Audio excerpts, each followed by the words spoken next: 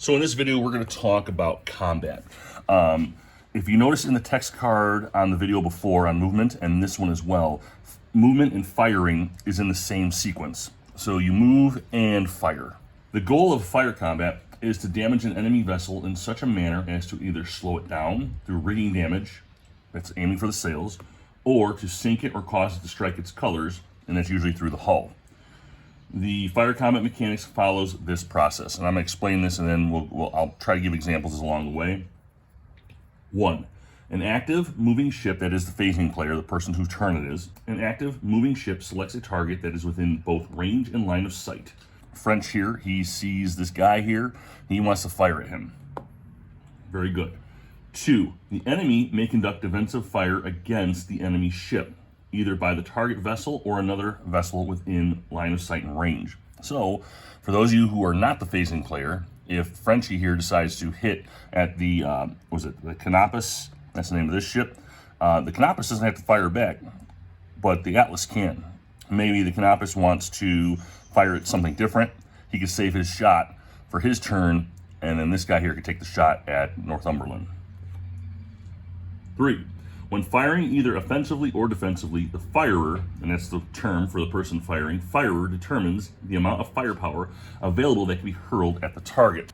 Along with the player aids, you also have this flying colors, it's like a folding piece, and you determine the firepower through these different charts. The firer then selects the shot's target. He's either going to he has to tell the defending player if he's aiming for the rigging or the hull. Same thing for the defending player.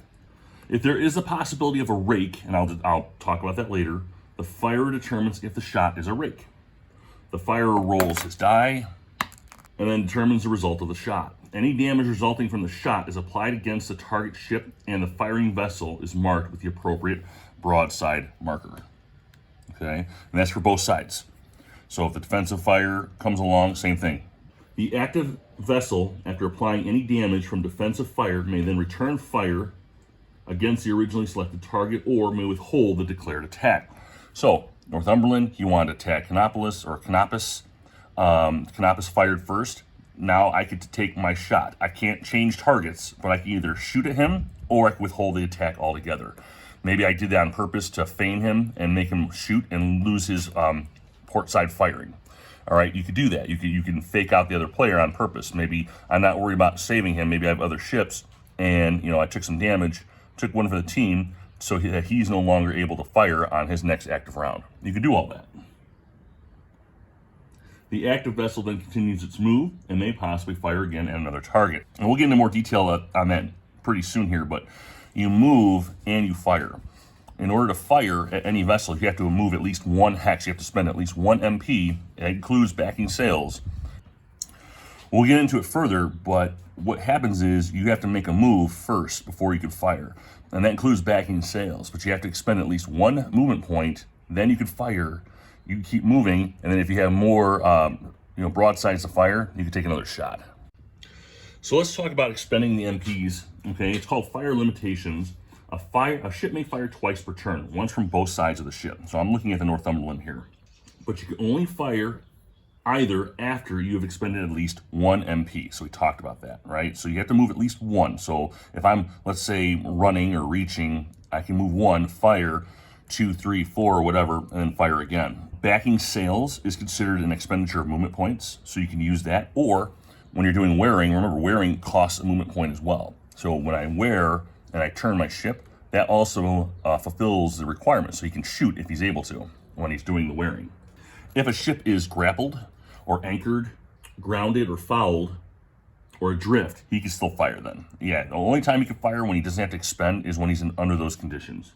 Or at any point after declaring attacking or sternaway maneuver, you can also take a shot because those require movement points in order to do those things.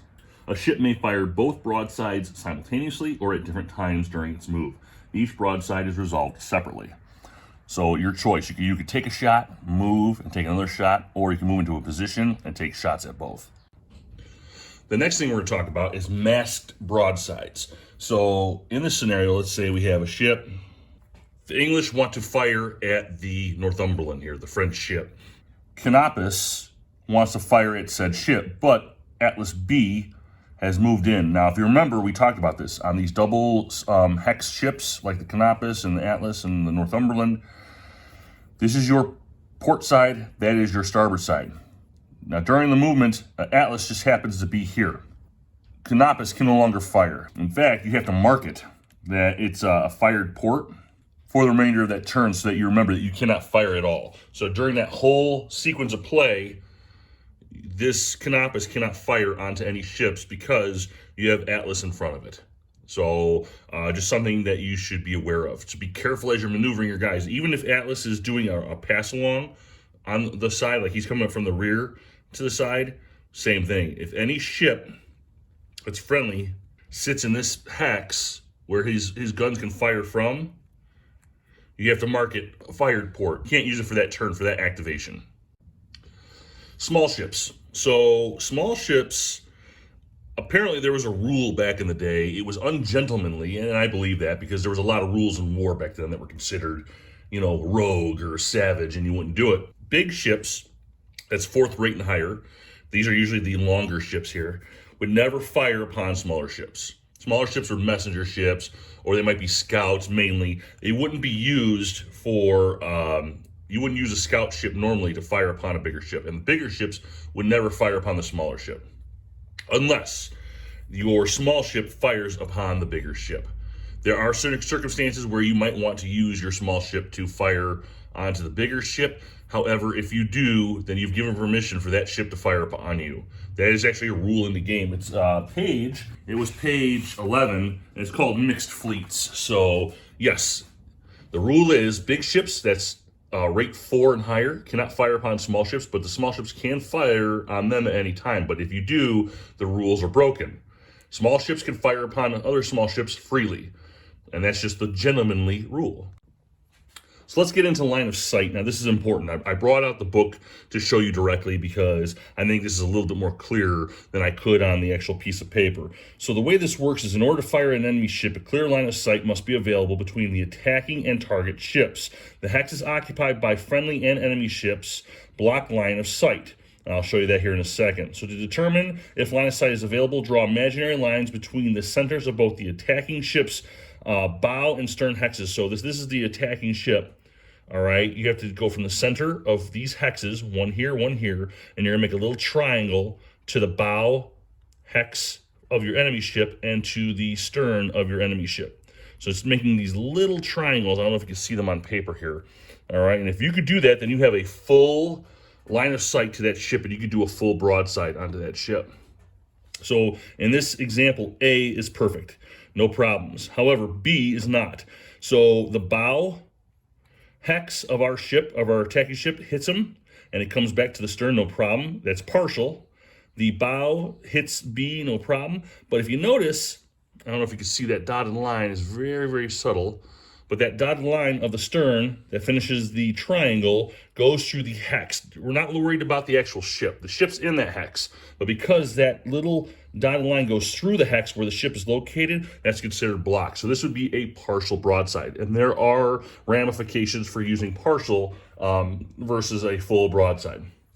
If we look at C, he's fully gone. As you can see, it's going through the entire ship. The last line of the stern hex goes through the actual hex of the ship that it occupies in. So this is completely blocked. You cannot shoot that. You're going to shoot whatever the ship is instead. And if it's a friendly, obviously, rules, forget about it. You won't have any access to that ship. And then finally, we have just a partial on D. And so D does have one reaching. Yes, you can go along the spine of a hex. I don't know if you can see that. You see where the black line is for the bow hex of our ship, and then D, it's going along the spine, so that counts. So this is still a partial broadside as well. And the ramifications are whatever your rate is on your ship, you go up on the rate. So for instead of 3, it would be a 4. And then you'd use that to modify and figure out how much damage you'd be sending. Okay, so we talked about line of sight. And now we're going to talk about arc of fire. So we can determine whether or not the ship's within line of sight to fire at it, but is it in the arc of our broadsides?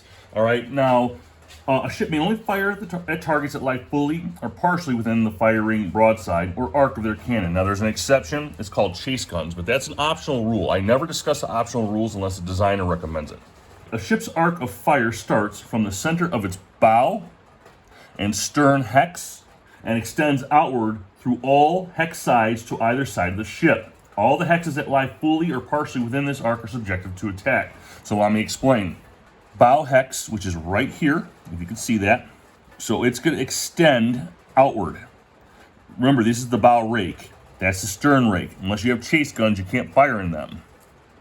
So this would be the extent of the arc from the bow hex all the way out and out this way.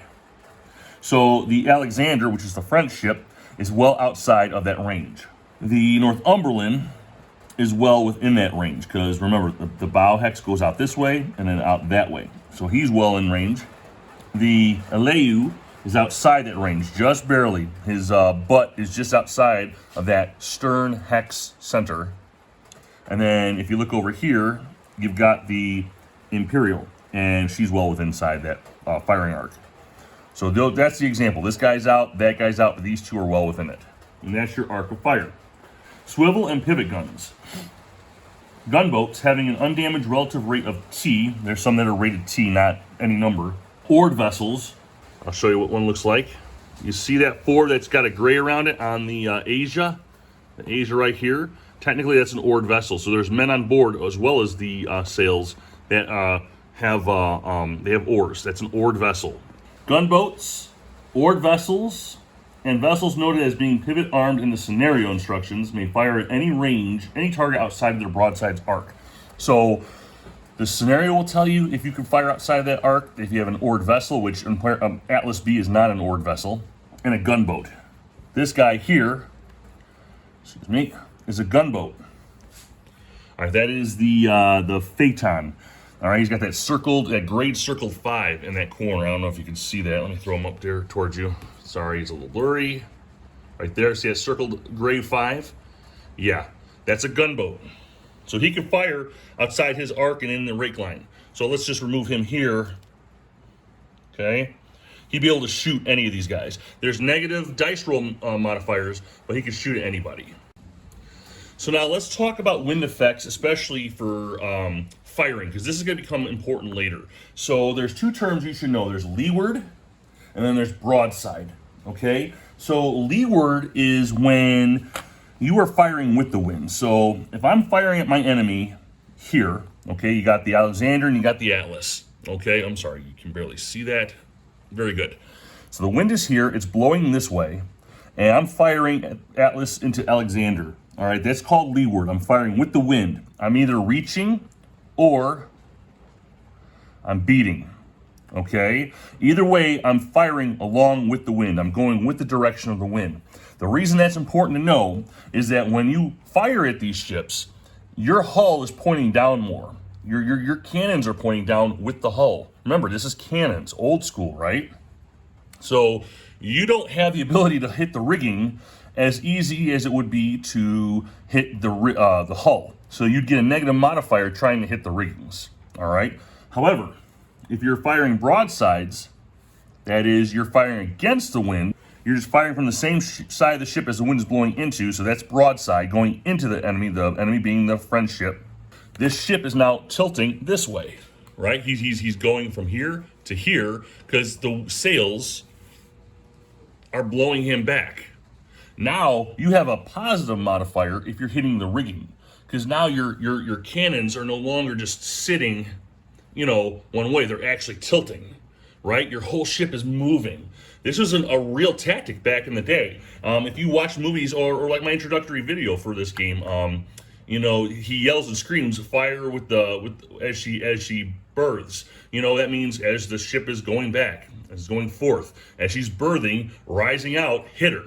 Right? Because the wind is controlling the ship. Leeward is when you're firing into the enemy, being the French, and broadside is when you're firing into the wind towards the French. And I'm using the French as the enemy as my example.